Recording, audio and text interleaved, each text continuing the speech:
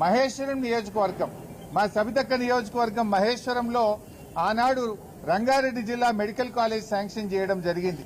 ఆ మెడికల్ కాలేజీకి GO number 86 5/7/2023 నాడు మహేశ్వరంలో మెడికల్ కాలేజీ పెడుతూ ప్రభుత్వం జీవో ఇచ్చింది. జీవో నంబర్ 162 ద్వారా 176 కోట్ల రూపాయలు మహేశ్వరంలో మెడికల్ కాలేజీ 500 పడకల ఆసుపత్రి కట్టడానికి ఆ రోజు జీవో ఇచ్చాం. 27/9/2023 నాడు సబితక్క గారు నేను వెళ్లి ఆ ఆసుపత్రికి మెడికల్ కాలేజీకి ఫౌండేషన్ కూడా వేశాం. ఇవాళ దాన్ని రద్దు చేశారు.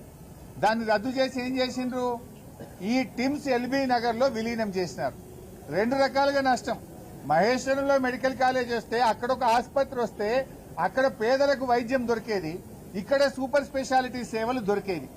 ఇవాళ జనరల్ మెడిసిన్ మెడికల్ కాలేజ్ వస్తే ఏమైతుంది, ఏ కరీంనగర్లనో వరంగల్లోనో సిద్దిపేట మెడికల్ కాలేజీలు ఏ సేవలు ఉంటాయో గవే సేవలు దొరుకుతాయి. కానీ మనము టిమ్స్ ఎల్బీ నగర్ కట్టిన ఉద్దేశం ఏంది, సూపర్ స్పెషాలిటీ సేవలు అందాలి.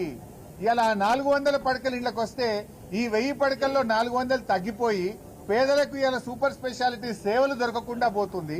అటు మహేశ్వరంలో మెడికల్ కాలేజీ రాకుండా పోతుంది. రెండు రకాలుగా నష్టం.